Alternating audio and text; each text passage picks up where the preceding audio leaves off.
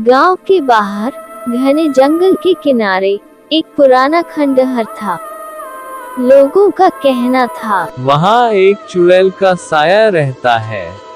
कोई भी रात को उस ओर जाने की हिम्मत नहीं करता। लेकिन रमेश, जो कि गांव में नया आया था, इन सब बातों पर विश्वास नहीं करता था।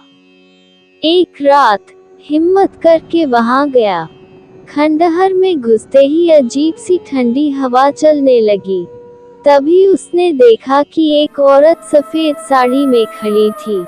उसका चेहरा दिख रहा था, लेकिन उसकी कराहटें सुनाई दे रही थी। कौन हो तुम? रमेश ने हिम्मत जुटाकर पूछा। औरत धीरे धीरे मुड़ी, और जैसे ही उसका चेहरा दिखा, रमेश के रोंगटे खड़े हो गए। उसकी आंखें सुर्ख लाल थी और चेहरा भयानक था।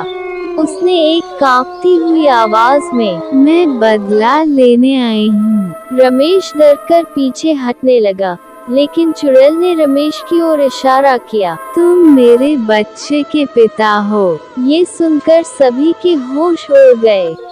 रमेश हक्का बक्का रह गया।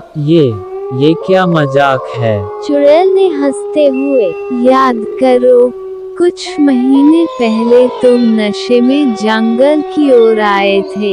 रमेश की आंखों के सामने धुंधली यादें तैरने लगी।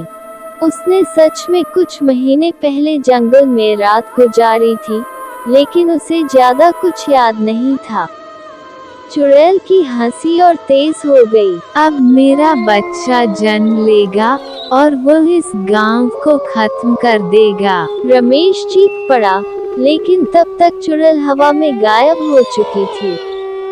इसके बाद गांव में अजीब घटनाएं होने लगी। रात को बच्चों के रोने की आवाजें आती, औरतों के सपनों में कोई डरावनी आकृति दिखाई देने लगी।